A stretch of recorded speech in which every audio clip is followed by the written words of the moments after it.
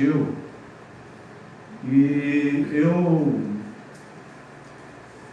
disse a vocês que 3 livros de profetas menores, como o livro de Ageu, o livro de Zacarias e o livro de Malaquias, são profetas da reconstrução, são profetas também que profetizou coisas que deveriam acontecer nos nossos dias. Então ontem eu dei uma pequena pincelada, onde nós vamos dar um pouquinho mais de continuidade nisso. Eu creio que haverá um outro culto para nós terminarmos, porque hoje não vai dar nem para tocar no livro de Malaquias, visto que o livro de Zacarias tem muitas profecias ali que diz respeito a nós e também diz respeito aos planos de Satanás, O diabo tem plano. Vocês acreditam que o diabo tem plano? Você sabe quem o diabo quer nesse momento? Quem que o diabo está querendo? Está se esforçando para pegar agora, para tomar agora? É você e eu. E as pessoas do mundo, aqueles que ele já conquistou, ele não precisa esforçar mais. Então o alvo do diabo é você e eu. O diabo quer você plantado. O diabo quer você para servir ele, Mas Deus chegou primeiro. Amém? Amém. Amém? Deus chegou primeiro na nossa vida. Nós não seremos, que Deus falou aqui, cavalo de Satanás. Amém? Graças a Deus. Louvado seja Deus. Cumprimente o irmão. Estenda sua mão e que Deus abençoe. Faz assim com a mão assim, por favor. Amém? Que Deus abençoe.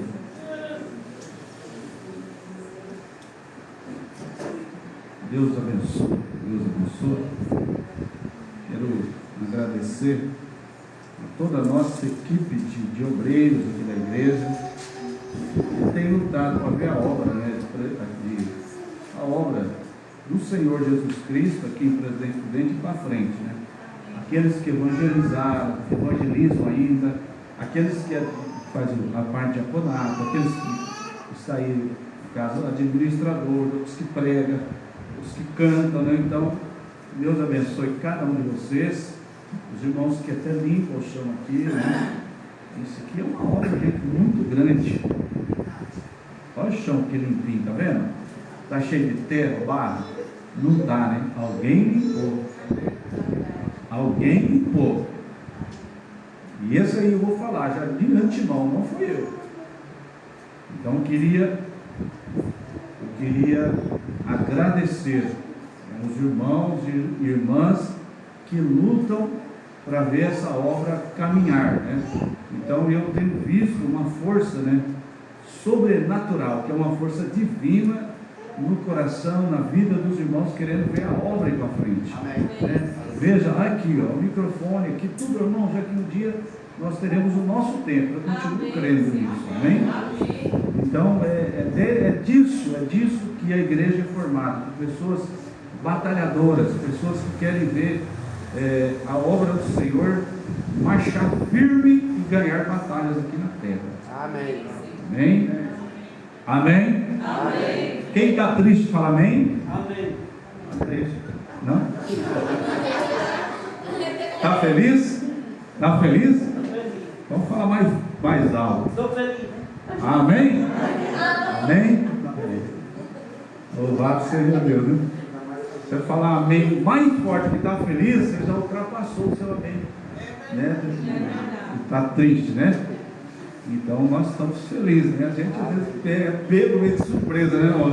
Pegou de surpresa aqui, mas o irmão não está triste, não. Ele está casado, recém-casado, Está feliz da vida. Não é verdade? Feliz da vida, as coisas vai tomando prumo na vida da gente, Amém? Graças a Deus. Eu queria, assim, já indo com vocês na Bíblia, eu quero ler Zacarias capítulo 1, sem mais delongas. Eu só vou ler, depois aí vocês vão se assentarem, que eu quero voltar aqui um pouquinho no livro de Ageu.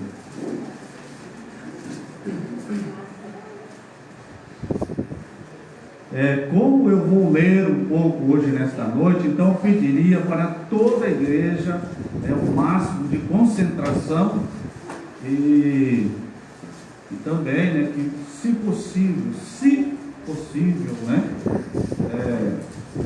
manter assim, uma certa tranquilidade, tá bom?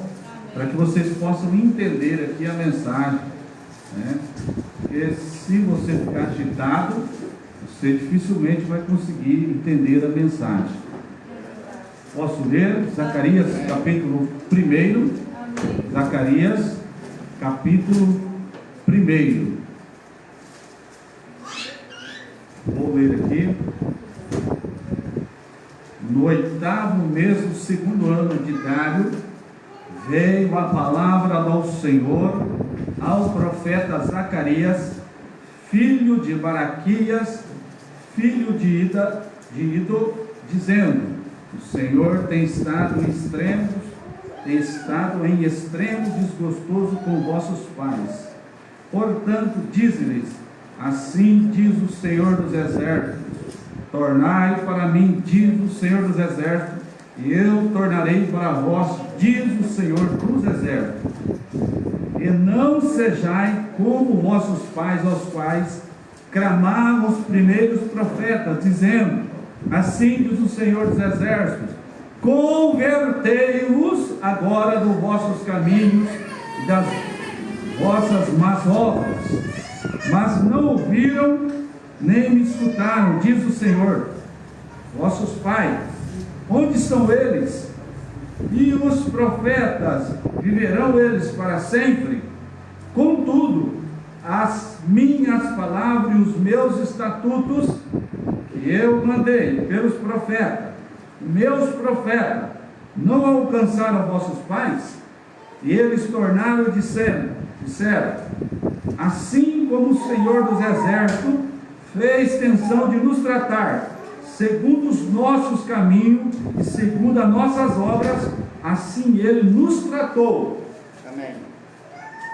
Vamos orar. Senhor Deus Pai, em nome do Senhor Jesus Cristo, e nós agradecemos, Pai, porque o Senhor tem usado de misericórdia para com as nossas almas, para com as nossas vidas, Pai.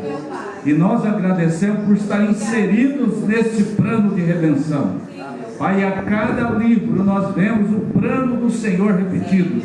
E nós pedimos agora, Pai, que o Senhor possa, meu Deus, entrar, meu Deus, em nossos corações para revelar mais um pouco dessa mensagem poderosa. Amém. Pai, também nós pedimos pela volta do nosso irmão Jaelson, meu Deus, que seja dias abençoados para ele lá no sul, e quando ele voltar de viagem, Senhor, que seja uma viagem abençoada junto com a sua família.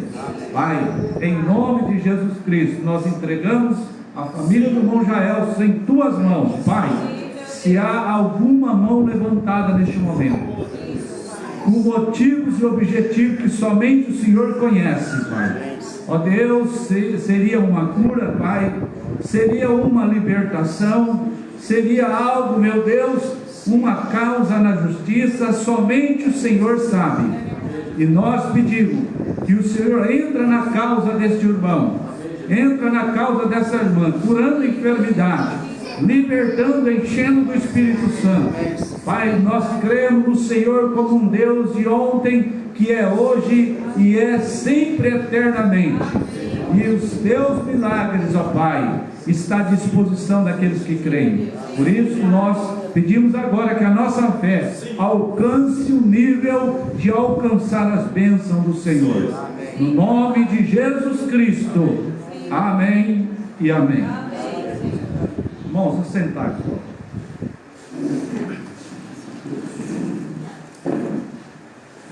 Glória a Deus. Primeiramente, eu queria assim explicar um pouquinho, porque se a gente entrar logo com tudo aqui, alguns irmãos que não vieram ontem, né, não vai conseguir captar. Então, todos nós sabemos que Israel foi levado cativo, foi levado escravo para a Babilônia. E quando Nabucodonosor e todos os seus exércitos cercaram Jerusalém e ali capturaram boa parte dos israelitas. Alguns foram mortos, mas outros foram levados cativos para a Babilônia. Mas Nabucodonosor não somente levou cativo, mas destruiu a cidade, destruiu o templo, aquele templo mesmo feito por Salomão, aonde habitava a glória da Shekinah, para todo o povo de Israel. Eles tinham o templo do Senhor construído na época de Salomão como Deus para eles na terra. Por isso tinha um significado muito grande para eles. Não era simplesmente tijolos ou cimento, madeira, mas era o lugar de habitação de Deus. Para eles era algo mais do que sobrenatural ter Deus ali no meio deles, trabalhando no meio deles. Mas por causa da perversão, por causa do pecado, por causa do afastamento de Deus, Deus permitiu que as nações estrangeiras, a nação babilônica, entrassem em Israel, matassem a muitos, as crianças lá atrás, as meninas. Por favor, separa, senão não vão conseguir captar nada. Ajuda aí, irmão, não deixa conversar não. Aqui eu já falo mesmo, certo? Ajuda mesmo, não deixa as meninas ficar conversando não, certo? Ficar conversando, sai daqui ruim, não deixa não, troca de lugar. O Espírito Santo não desagrada essas coisas. Então corta o mesmo culto aqui, chama a atenção, amém? É desse jeito, serve o pastor, chamar a atenção, quando você vê senão desvia a atenção de todo mundo, né? Amém? Dá uma salva de palmas para Jesus Cristo.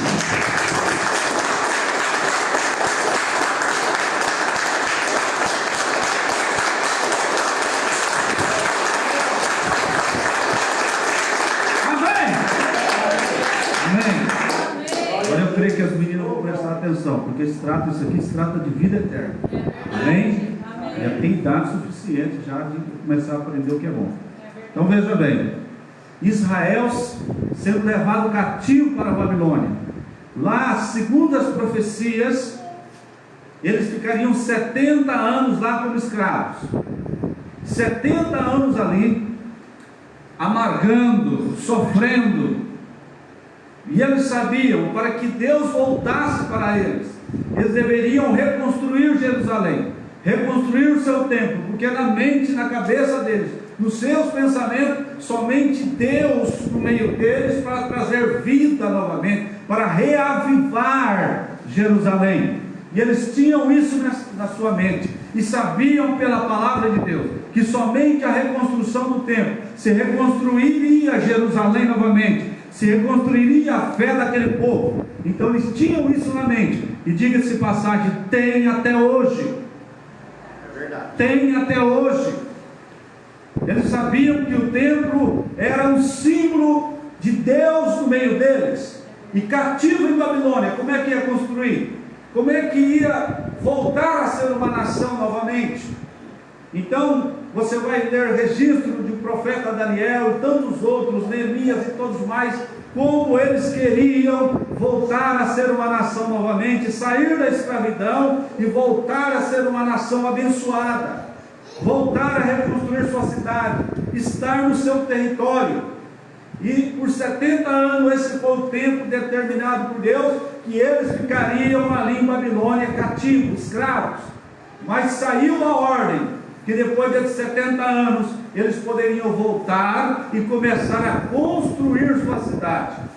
Então, quando nós olhamos esses três profetas, poderíamos falar de Neemias também, Esdras e todos os demais, mas eu quero focalizar esses três profetas: Ageu, Zacarias e Malaquias. Nós chamamos três profetas menores na Bíblia. Esses três são contemporâneos. Quando eu falo contemporâneos, estou dizendo que são três profetas do mesmo tempo, viveram no mesmo tempo. E esses três profetas era a voz de Deus para aquele povo naquele tempo, como William Branham é a voz de Deus para nós nesse tempo. E quando nós vamos para o livro de Ageu, primeiramente, o livro sempre começa dessa forma, com exortação, sempre com exortação. Leia os livros dos profetas, você vai sempre ver exortação. Tornai para mim, se arrependei-vos, vocês se desviaram do caminho, Quando você começa no livro de Ageu, capítulo 1, eu fiz um pequeno resumo para que os irmãos entendessem isso. Quando você vai para o livro de Ageu, você vai ver aquele profeta clamando a Jerusalém: veja, vocês devem voltar novamente aos caminhos do Senhor, porque eles receberam a ordem para reconstruir Jerusalém, mas estavam dando mais ênfase aos seus negócios e às suas casas, em vez da reconstrução. Eles estavam colocando as coisas deles em primeiro lugar e as de Deus em segundo, terceiro ou quem sabe por último. Essa é uma tendência do ser humano, sempre colocar Deus em segundo, terceiro plano. Por isso que muitas vezes nós vamos comprar um pão, o resto que sobra é oferta para a igreja. Deus em segundo plano. Eu estou falando uma verdade, vocês sabem disso. Então, queridos irmãos, veja, eles foram advertidos pelo profeta Ageu: vocês estão estucando a casa de vocês, vocês estão enchendo a casa de vocês, vocês só ligam para a casa de vocês, e a casa do Senhor está ficando esquecida. E quando Ageu, no seu primeiro capítulo, chama a atenção do povo, no segundo capítulo, ele começa a dizer: no mês 7º do 21º mês, veio a palavra do Senhor pelo ministério do profeta Ageu. Onde eu estava falando que no mês 7º se comemorava a festa dos tabernáculos. É muito importante isso, nós saber que festa realmente veio essa palavra, para a reconstrução dos muros.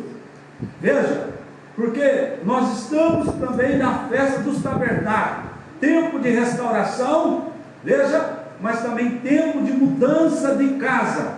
Amém. Porque esse tabernáculo terrestre, segundo a promessa de Deus, se ele desfizer, nós temos uma morada no céu. Isso chama-se mudança de tabernáculo.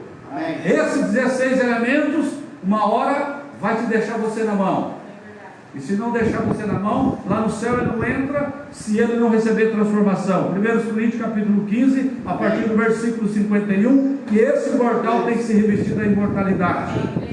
Na continuação das escrituras, no versículo 2, no capítulo 2 de Ageu, ele continua falando: fala a Zorobabel, filho de Selatiel, príncipe de Judá, e a Josué, filho de Josadaque, o sumo sacerdote, o resto do povo, dizendo: cá entre vós, quem há entre vós que, tendo ficado, viu esta casa na primeira glória? Então, ele chama a atenção do povo para aqueles que viram a primeira glória da primeira casa. Que primeira glória é essa? É aquela primeira glória, quando Salomão constrói o templo, ele faz a primeira oração, a glória da Shekinah entra naquele lugar, a ponto que os ministros não puderam ministrar, de tamanho poder, a presença de Deus naquela primeira casa, no primeiro templo. Então, aqui Ageu fala: quando de vós viu a glória na primeira casa? E como a vedes agora? Não é esta como em nada em vossos olhos comparada com aquela? Ó, pois, esforça-te, Zorobabel, diz o Senhor, esforça-te, Josué, filho de Josadaque, sumo sacerdote, esforçai todo o povo da terra, diz o Senhor, e trabalhai, porque eu sou convosco, diz o Senhor dos exércitos. Então está aqui Ageu tentando animar um povo desanimado. Por que um povo desanimado? Que a glória da primeira casa, nós temos um reinado de Salomão, onde eles traziam ouro, traziam os cedros do Líbano, traziam as melhores pedras, tudo era bastante, eles traziam e construíram o primeiro templo sem ter inimigos. Mas para a reconstrução do segundo templo havia inimigos, não tinham tantos materiais e se entristeceram muitos deles. Mas vem Ageu, diz: esforça-te, porque Deus é com vocês, Ele é o Senhor dos exércitos, vamos trabalhar. Veja, segundo a palavra, versículo 5, segundo a palavra que concertei convosco quando saísse do Egito, e o meu espírito habitava no meio de vós, não temais, porque assim diz o Senhor dos exércitos: ainda uma vez mais daqui um pouco, e farei tremer os céus e terra, e o mar e a terra seca, e farei tremer todas as nações, e virá o desejado de todas as nações, e encherei essa casa de glória, diz o Senhor dos exércitos. Veja, ele disse: minha prata é meu, é o ouro, diz o Senhor dos Exércitos. A glória dessa segunda casa será maior do que a da primeira, diz o Senhor dos Exércitos, e nesse lugar darei a paz, diz o Senhor dos Exércitos.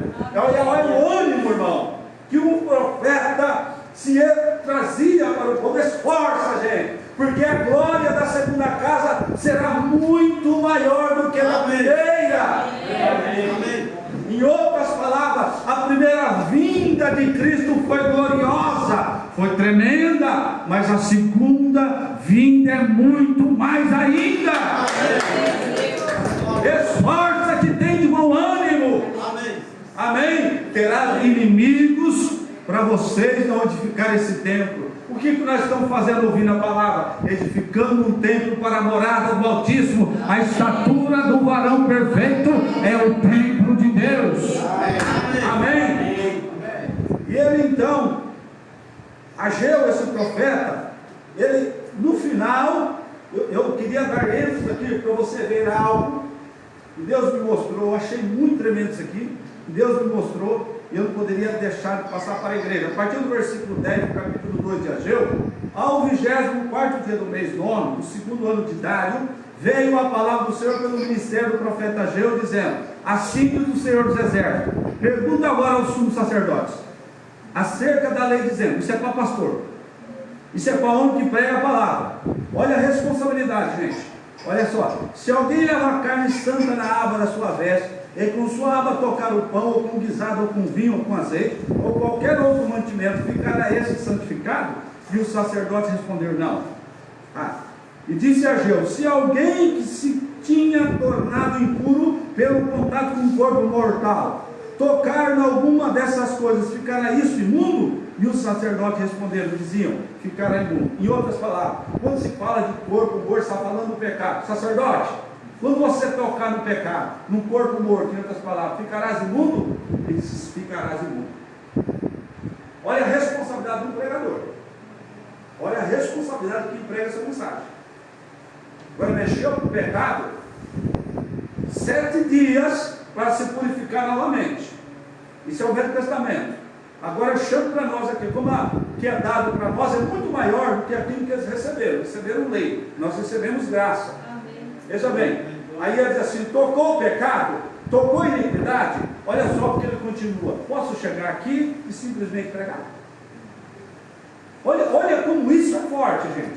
Ele continua dizendo aqui, ó: então respondeu Ageu e disse: assim é este povo, e assim é esta nação, diante do meu rosto, diz o Senhor, e assim é toda a obra das vossas mãos, e tudo que ali se oferece é imundo. Agora, pois, aplicai o vosso coração a isso, desde esse dia em diante, antes de poder colocar pedra sobre pedra no templo do Senhor. Aplica a limpeza no seu coração, pregador. Aplica a limpeza na sua vida antes de querer colocar pedra sobre o templo. O que significa pedra? Revelação. Então não adianta, pastor, qualquer um que prega a palavra, tiver uma vida de imundícia de pecado, não adianta querer colocar revelação sobre revelação para a igreja, que isso não vai funcionar.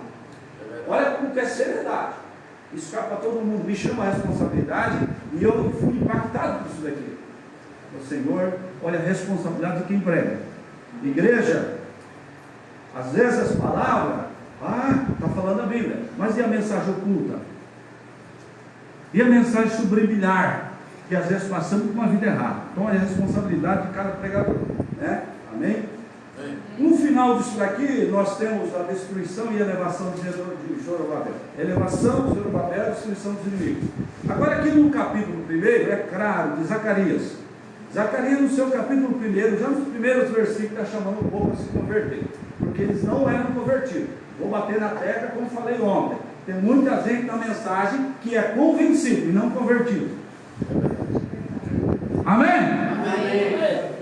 O profeta pregou a mensagem: convencidos e então o que? Preocupados. Nós temos que estar convencidos de Deus.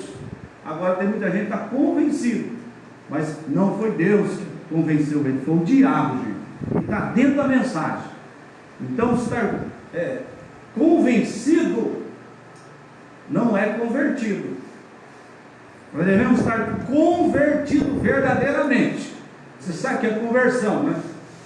É quando o gosto do pecado vai embora. E se assim ainda você pratica ele, você se arrepende, você chora, você crê, você pede perdão a Deus, porque você é um convertido, sujeito ao fracasso, a passar por um problema. Todo mundo está, mas quando a pessoa não é convertida, ela vai levando de qualquer jeito. Então nós devemos saber, e nós devemos estar convertidos verdadeiramente. Amém. Bom, Zacarias, ele teve 8 visões, depois de falar de tudo isso aqui para a igreja. Deixa eu só entrar um pouquinho aqui. Depois de chamar o povo para arrependimento, ele teve 8 visões. 8 visões, que parte se cumpriria no seu tempo e outra parte se cumpriria, veja, nos tempos finais.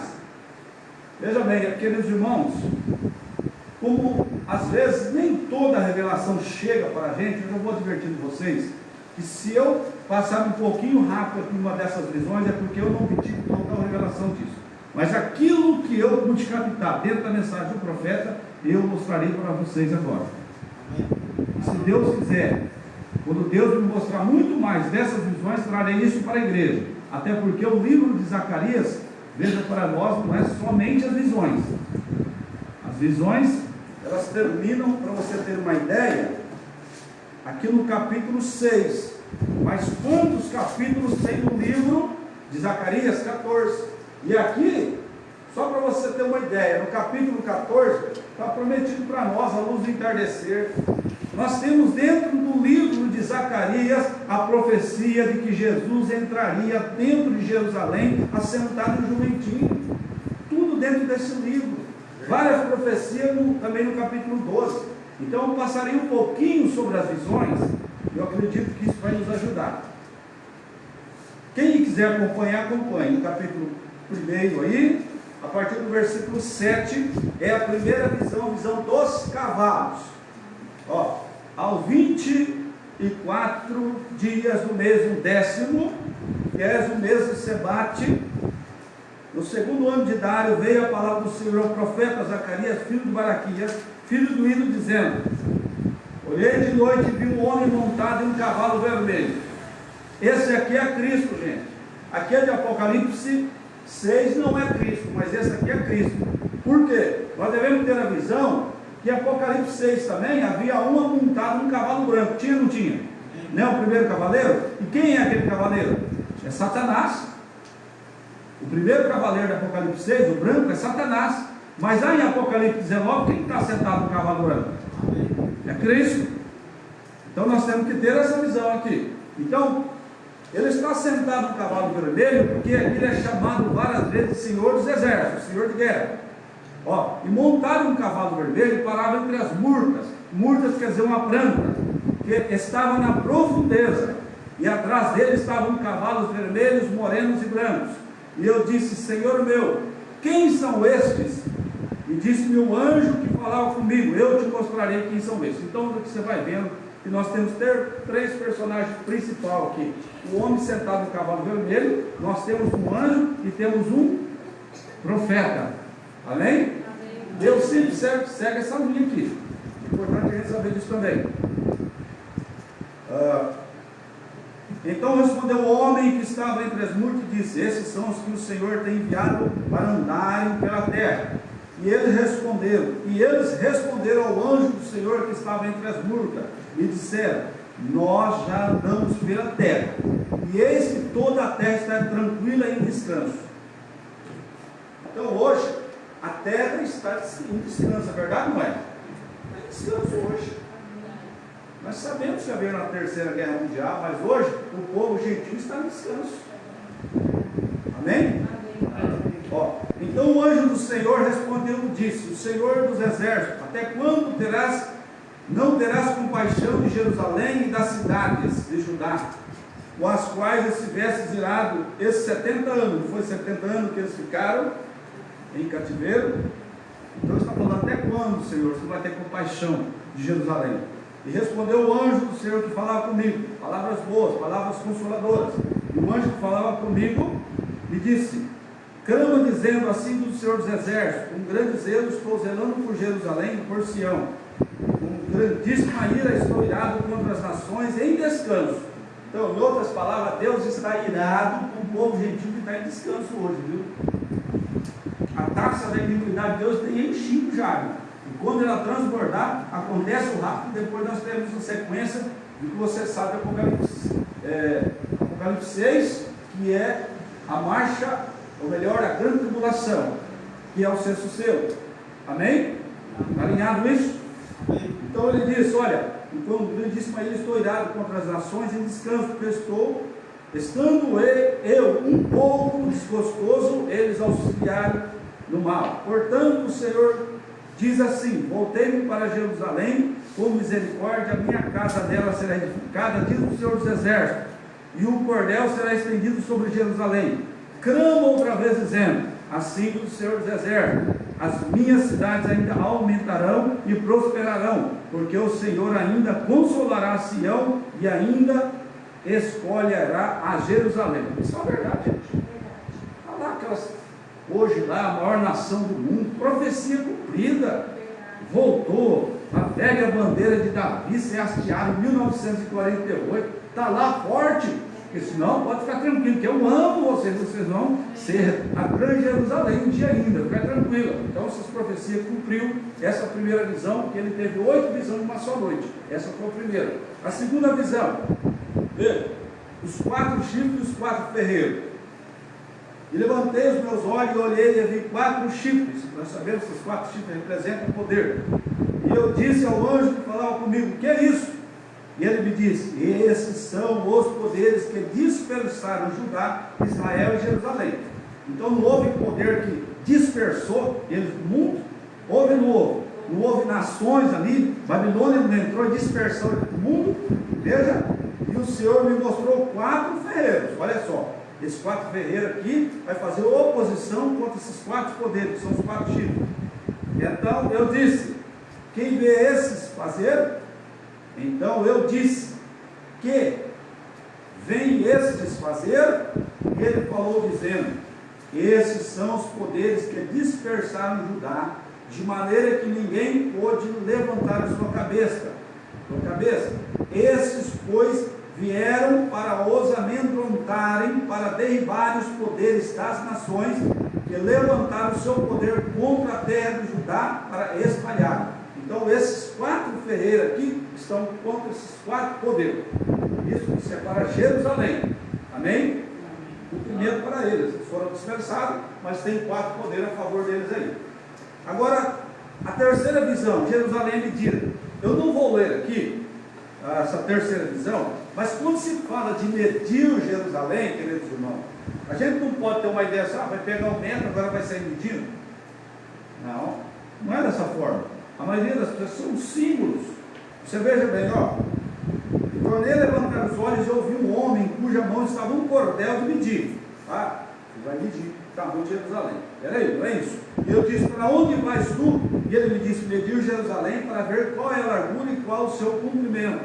E eis que saiu o anjo que falava comigo, e o outro anjo que saiu ao encontro. Ele disse: corre para esses homens, dizendo: Jerusalém será habitada como as aldeias sem muros, por causa da multidão nela, dos homens e dos animais. Aqui, veja bem, para eles, quando se falava de cidade, tinha que ser muradas. Por quê?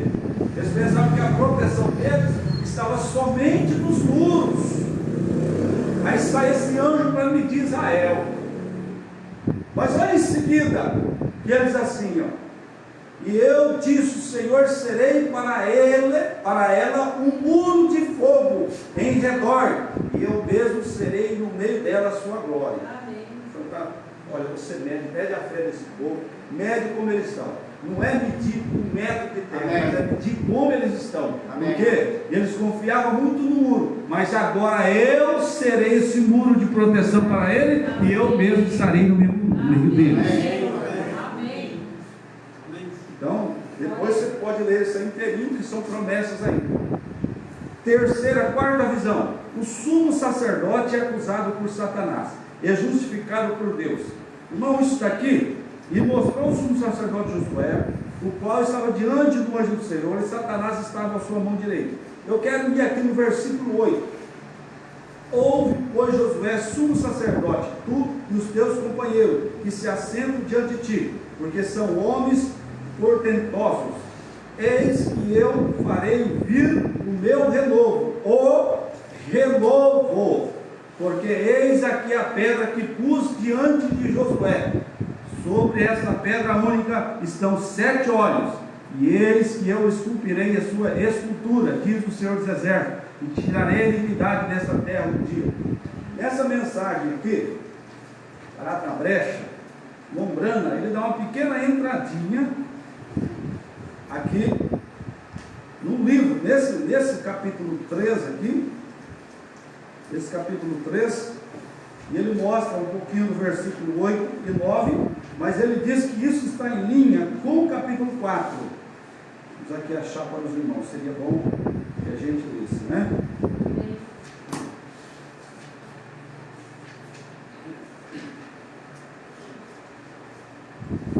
Amém? Amém. Pode dar um glória a Deus aí. Glória a Deus. Glória seja a Deus. Está meio fraco, né? Você pode dar um glória a Deus aí. Glória a Deus. Amém. A mensagem, a brecha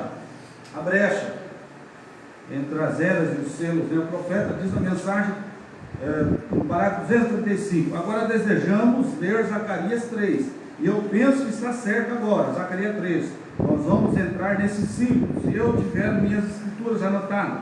Quando eu vi isso nesta tarde, eu aprontei uma gritaria do profeta, olha só, por todas as partes. Então eu não sei se anotei ou não, eu espero que tenha. Zacarias 3, versículo 8 e 9. Aí então ele leu: ouve, pois, Josué, sumo sacerdote, e tu e teus companheiros que se assentam diante de ti, porque são homens potentosos, e eis que eu farei vir o meu servo renovo. E ele diz: Cristo. Amém. Amém? Porque eis que a pedra que pus diante de Josué, sobre esta pedra única estão 7 olhos, e eis que eu esculpei a escultura, diz o Senhor dos Exércitos, e tirarei a iniquidade desta terra num dia. Num dia, Deus tira a iniquidade dessa terra. Oh, meu querido irmão. Glória a Deus. E Satanás vai para Deus fazer rapidinho. Amém. Amém. Amém. O profeta diz: Satanás pegou a terra e 6.000 anos transformou no Éden dele. Mas num dia Deus coloca tudo no lugar novamente.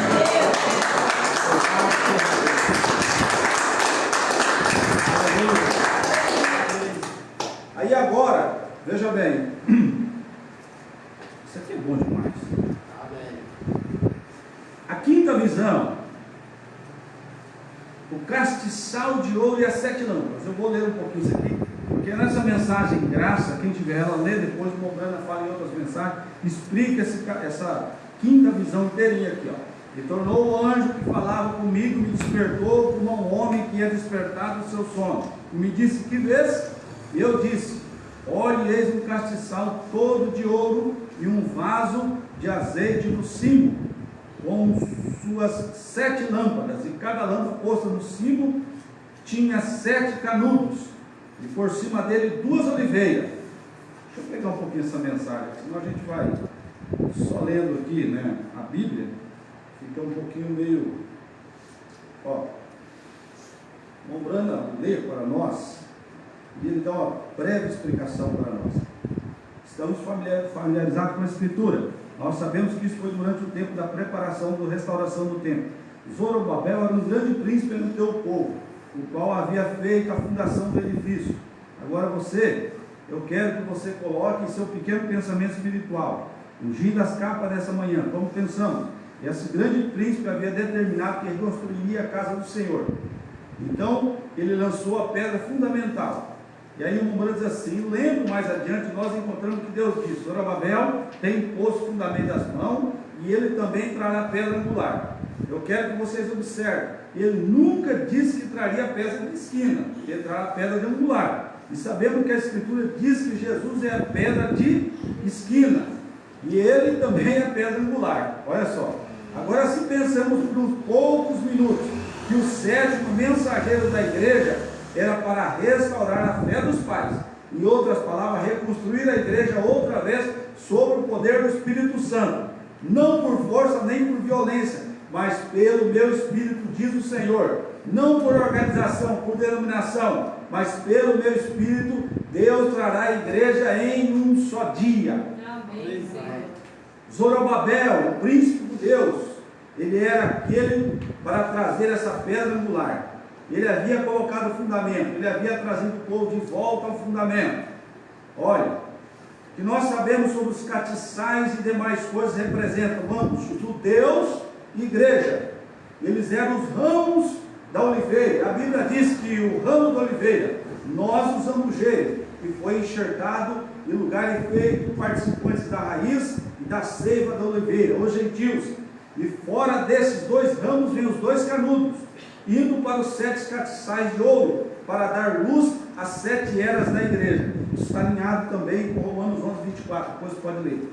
Agora recorde, em nosso ensinamento de lições, onde acabamos de passar, aí o Mombrano começa a falar sobre um pouquinho a pirâmide, mas o certo é que essa visão aqui, a quinta visão, veja, o profeta diz, olha, aqui está Zorobabel, porque Zorobabel tinha posto no coração dele a reconstrução do templo, e ele lança o alicerce, falou, tu vai colocar também a pedra angular, de esquina não, mas angular sim, veja, e o que ele diz assim, veja, o Espírito Santo, nem por força, nem por violência, aqui era uma construção de templo natural, mas agora para nós esse templo é uma construção de templo novamente, mas não é por força, nem por violência, nem por meio da dominação, porque aqueles 4 insetos de Joel, o que ele comeu?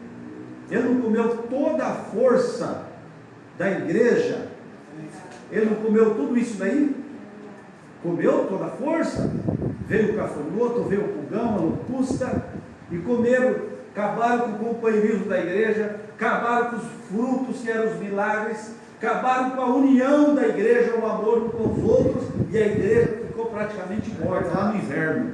Mas vem o profeta e disse que haveria uma promessa de reconstrução da igreja, e aquilo foi reconstruído, porque Atos dos Apóstolos, você vê a igreja em evidência novamente. Mas aí agora vem o problema de novo, que depois nas eras da igreja, a igreja, então esses insetos arrancam a força dela novamente. Mas o profeta diz, a igreja será reconstruída novamente. A igreja terá doutrina, a igreja terá o companheirismo novamente, a igreja terá o fruto do Espírito Santo novamente. E o profeta diz, a igreja que herda o rapto, ela tem por modelo a igreja de Atos dos Apóstolos. E não vai ser por força, nem por violência, nem por denominação, mas pelo Espírito Santo. Quem constrói a igreja novamente é o Espírito Santo. É Ele que encaixa as pedras, é Ele que leva a igreja à estatura do varão perfeito. Amém? E a pedra de esquina é Cristo, aquela que desceu em 63. Amém?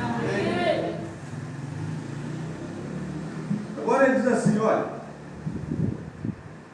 não por força nem por violência, versículo 6, mas pelo Espírito do Senhor. Quem és tu, ó monte grande, diante de Zorobabel? Serás como uma campina, porque ele trará a primeira pedra e a aclamação, graça a graça. É o alicerce.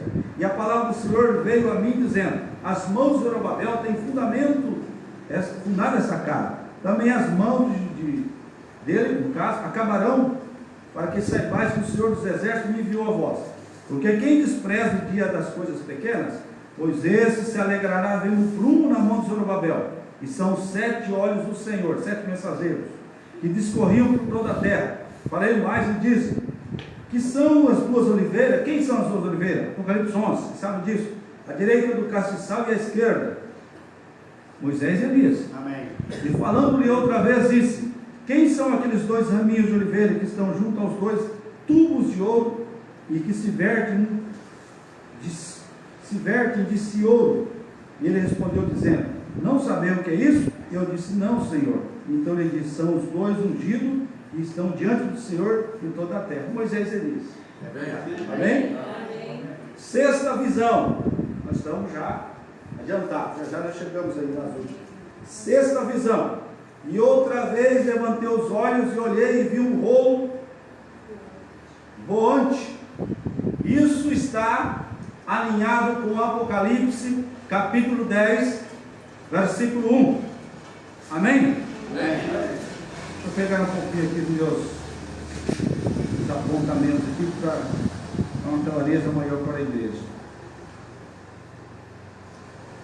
Então, versículo 1 e 2 é a mesma coisa aqui. Essa sexta visão aqui, nós temos aqui esse rolo voante. É a mesma coisa. No versículo 3, lembrando também aqui que é o primeiro versículo e o segundo. E ele me disse, que vez eu disse, vi um rolo volante, e tem 24 côvados de comprimento e 10 côvados de largo. Isso aqui ainda é Apocalipse 10. Amém? Então, me disse, esta é a maldição. Aqui agora pega um pouquinho. Então todos nós sabemos que Apocalipse 10 é a descida do anjo forte. O que ele desceu na mão? Ele desceu com o livro? Amém. É a mesma coisa que rolo. Amém. Amém? Porque quando se fala livro, ele estava assim, ó, em pergaminho, é verdade? Não é? Amém. Estava assim, em pergaminho, na cor de rolo. E aqui um selo. E é selado por dentro e por fora. Agora tem uma coisa, deixa eu falar uma coisa, para nós continuar aqui nesse pequeno ensinamento, passar para o próximo versículo. Quando a palavra foi aberta, queridos irmãos, o que a palavra fez? Ela trouxe somente misericórdia? Ela não trouxe somente misericórdia. Ela não veio somente para revelar o plano de redenção. Ela vai trazer também juízo. É o que nós vamos ver no próximo versículo aí. Se tiver com a Bíblia aberta, continua comigo. Versículo 4.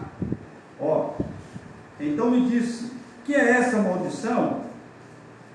Porque no versículo 2 está escrito assim, ele me disse, que vês? E eu disse, veja um rolo voante, que tem 20 côvados de comprimento e 10 côvados de largo.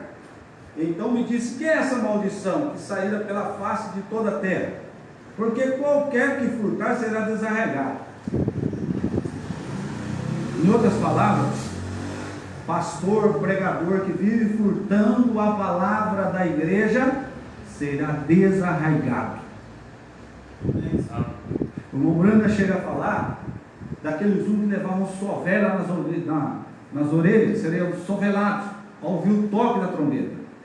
Esse rolo voante aqui, para nós, que é Apocalipse 10, que é a descida do anjo forte, que desce com o livro na mão, mas tem muitos pregadores que estão fazendo o quê?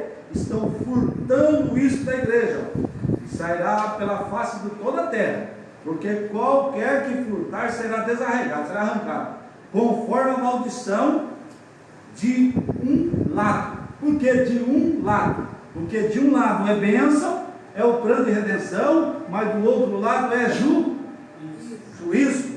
Amém? E qualquer que jurar falsamente será desarraigado, conforme a maldição do outro lado.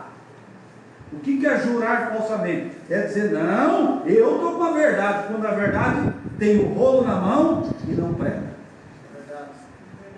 É verdade. Olha, isso como é sério, gente. Ó, conforme a maldição do outro lado do rolo. E eu atrarei, diz o Senhor dos Exércitos, e as farei entrar na casa do ladrão. Quem é o ladrão? Quem está roubando? Quem está roubando a preciosidade que é a palavra do Senhor? Nós estamos falando sobre o Vaticano esse dia. Nós estamos falando desse sistema. E farei entrar na casa do ladrão, e na casa do que jurar falsamente pelo meu nome. Você está com o nome do Senhor, mas está furtando, está roubando, está jurando falsamente em nome do Senhor. Veja, e pernoitará no meio da sua casa, e a consumirá com a sua madeira e com as suas pedras. Quando você vai lá para o Apocalipse 17, você sabe que ele tinha ouro, que ele tinha pedra, que ele tinha madeira, ele era rico. Mas veja, isso consumirá. Já está pregando aqui, porque não somos uma denominação. Amém? Vamos para a sétima visão aqui. Vocês perceberam algo aqui, queridos irmãos? Que tudo está alinhado com o plano? Tudo alinhado com o plano. Eu não sei se vocês estão conseguindo captar, mas depois pegue aí, o irmão está gravando, e assista novamente, leia a Bíblia novamente, você vai entender mais. Esse aqui é o plano de redenção. mas também é um plano de juízo. Agora, sétima visão, a mulher e o Éfa. Mulher é o quê? Igreja. E saiu o anjo que falava comigo e me disse: levanta agora os teus olhos e vê que é isto que sai. E eu disse: que é isso? E ele me disse: isso é uma Éfa que sai. Você sabe que Éfa quer dizer medida. Amém. Na Bíblia você pega, está sempre medida. Uma medida de um trigo por um dinheiro, duas medidas do quê? Cevada por 2 dinheiros. Então essa mulher representa a igreja, e ela tinha sua medida comercial. Olha só. Mas diz: esta é a semelhança delas em toda a terra. E eis por quê? Essa é a medida, essa Éfa, em toda a terra ela tem medida, ela tem comércio. Em toda a terra a igreja católica tem comércio. Gente, talvez vocês não saibam. Ela tem ação no petróleo, ela tem ação em tudo que é empresa. Qualquer dia digita no Google aí, Vaticano Ouro, vocês vão ver o que eu estou falando. Se ela tem ou não tem ação em tudo que é maior, as maiores empresas do mundo, ela tem ação. Ela tem medida, ela tem comércio, ela tem a Éfa. E me disse: esta é impiedade. E a lançou dentro da Éfa, e pôs sobre a boca dele um peso de chumbo. E levantei os meus olhos e olhei, e eis que 2 mulheres saíram agitando o ar com suas asas. Deixa eu parar um pouquinho aqui. Esse chumbo que é lançado sobre a mulher, com a sua Éfa, ela não consegue sair disso. Até o final. É o tempo todo. Essa medida de chumbo é como que estão lançando um juízo ou algo que ela não pode se desarraigar dela. Ela não sai disso. Ela está colado nisso. A igreja católica, ela não consegue sair fora do comércio. É o tempo todo. Veja. E aí então, saíram, e levantei os olhos e olhei, versículo 9. Os olhos e olhei, e eis que 2 mulheres saíram, que representa a mulher. Mas aqui nós temos 2 mulheres que saíram o quê? Agitando o ar com suas asas, pois tinham asas como a de cegonha, e levantaram o Éfa entre a terra e o céu. Então essas 2 mulheres representam as denominações que saíram para socorrer essa outra mulher. Eu acho que vocês estão entendendo o plano aqui. Não haverá um concílio? Amém. As denominações, elas darão uma imagem à besta. Posso ter essa mensagem aqui, um resumo das 7 eras.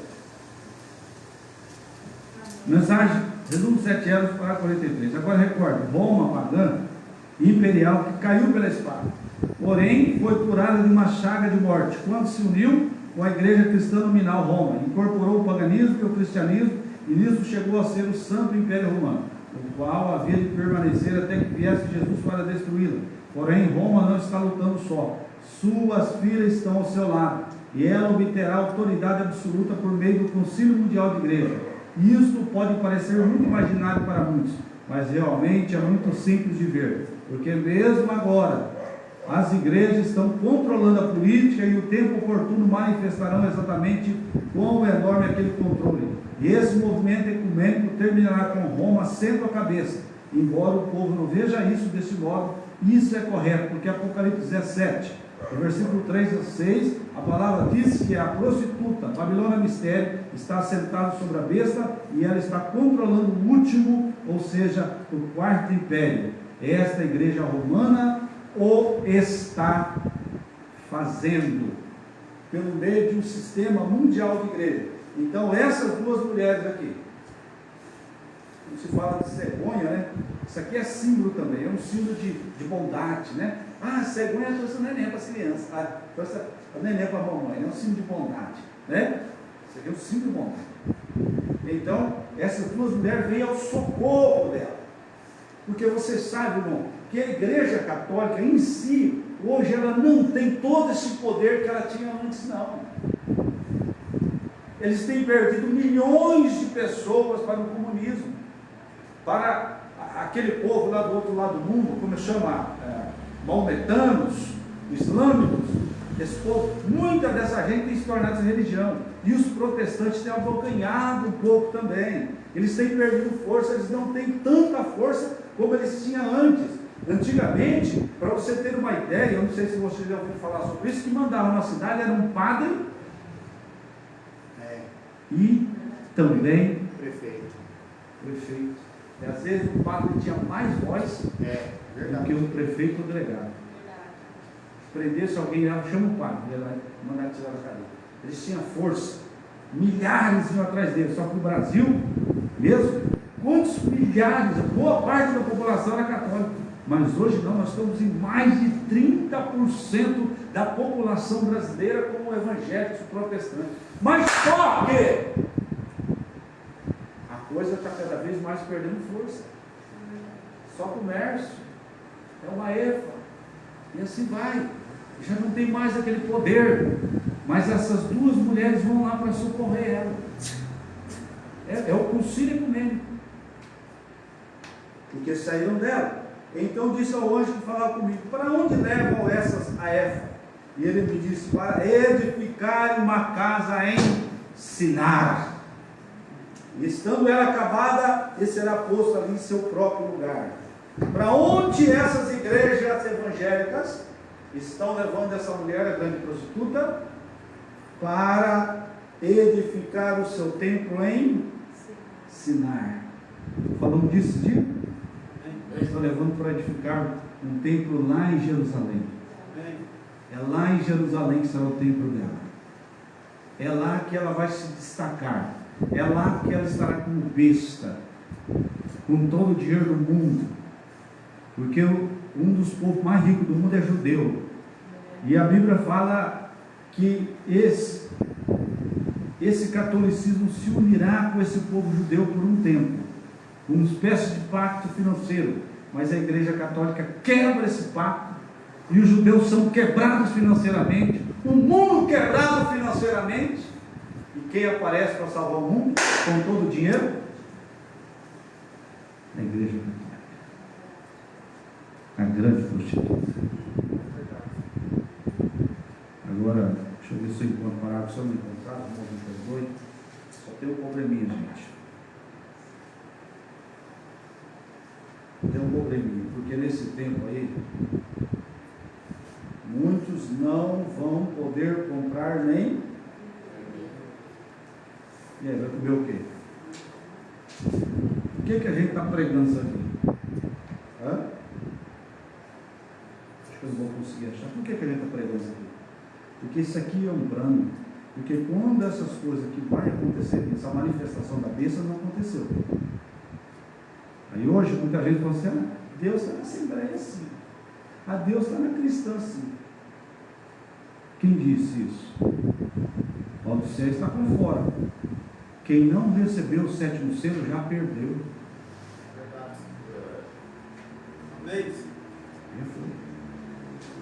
Eu vi uma moça dizendo assim: eu estava na igreja, a mensagem, não sentia Deus. Agora eu estou numa igreja, agora eu sinto Deus na minha vida. Que tipo de Deus é esse? Porque eu não acredito num Deus somente baseado em sensação e emoção. Eu creio em Deus santo, poderoso, mas justo. Amém. E o amor de Deus não está baseado naquilo que você vai receber, não. O amor de Deus é eleição. Amém. Aquilo que vai sofrer, ou que você vai passar aqui na terra, é uma prerrogativa de Deus, gente. O amor de Deus é eletivo. Amém. Ele te elegeu antes da fundação do mundo. Amém. Para estar no rapto. Amém. Para estar no milênio. Amém. Para estar na vida eterna. Amém. Glória a Deus. Amém.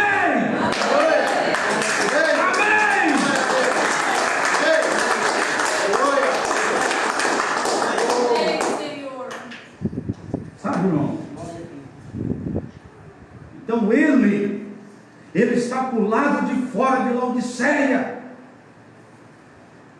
Por isso que que em Apocalipse 4 ele já chama João, que é o tipo da noiva, para subir. É hora de subir. João sobe.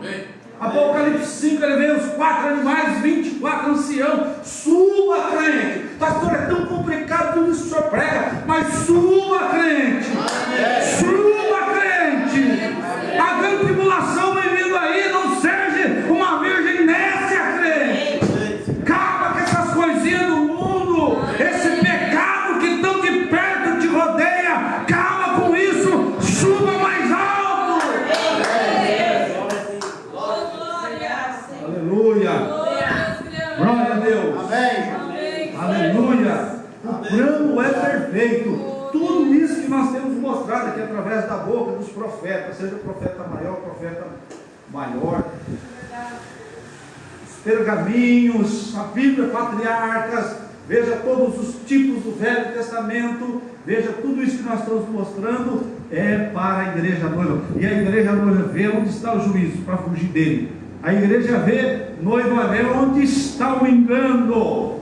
Amém. Amém. Porque essa besta se levantará. E aqueles que é guiado somente pelo estômago, esses não resistirão. Assim como Esaú. Não resistirão. E são guiados apenas pelo estômago. Você tem que ser guiado pelo Espírito Santo.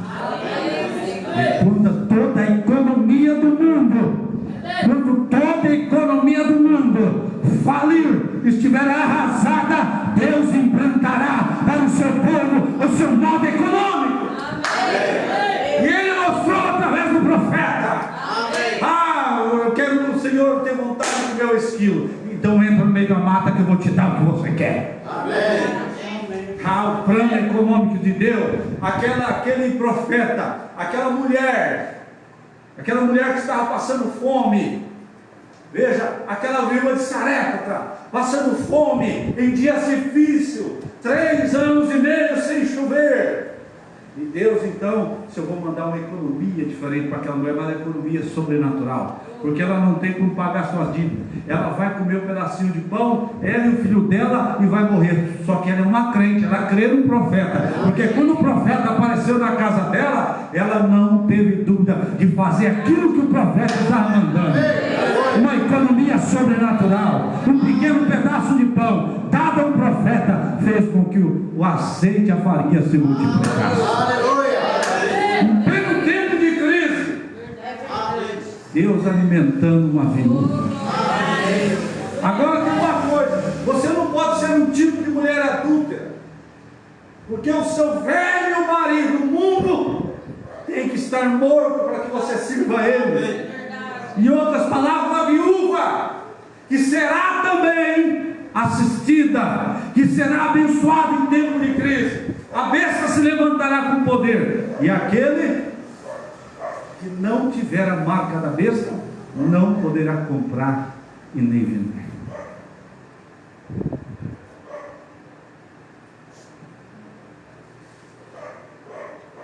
Bom, presta atenção. Tem muita gente que só nessa chacoalhada com o mundo todo de pandemia e tudo mais, já ficaram amedrontados, que meu Deus do céu, vou passar fome e tudo mais. O crente não, o crente fica tranquilo, não é verdade? O crente, meu Deus, você é meu provedor. Essa é a coisa, não vou ficar aqui sofrendo, não, meu Deus é o meu provedor. Aleluia. Aleluia. Louvado, vamos ficar de pé. O profeta fala nessa mensagem, resumo das eras, para 41, é o tempo de colheita. Então temos que chegar à cena. Nesta era, aqueles que trarão o trigo e o joio ao amadurecimento. O joio está amadurecendo com grande rapidez sobre métodos corruptos, que guiam o povo para fora da palavra. Porém o trigo também tem que amadurecer. E ele está mandando o profeta mensageiro com o ministério vindicado, para que ele seja aceito pelos escolhidos. Eles o escutarão, assim como a primeira igreja escutou Paulo, e amadurecerão na palavra até chegar a ser a noiva da palavra. E as poderosas obras serão encontradas nela, as quais sempre acompanham a palavra pura e a fé. Os grupos da igreja falsa se ajuntarão no concílio mundial, E esse concílio de igreja é a imagem erigida à besta. Veja. Irmão, eu gosto de pensar que todos vocês aqui são eleitos predestinados. Mas eu vou citar uma frase que um irmão citou para mim um dia, depois de um culto que nós ouvimos em um encontro. Pastor Ivanildo, depois de ouvir tudo isso, o que é que eu vou fazer? Depois de ouvir tudo isso que você ouviu, o que é que você vai fazer? Você tem coragem para a tua casa, meter uma tesoura no teu cabelo, irmão, ainda? Não, pastor, é só nas pontas. Mas quem disse que as pontas na cabelo? Você tem coragem, irmão, de andar com uma saia curta por aí, short e tudo mais? Você tem coragem disso ainda, irmão? De jogar baralho e viver a vida falando palavrão? Você tem coragem ainda? O que é que nós vamos fazer depois de ouvir palavras como esta? Nós temos que pensar sobre isso. Amém?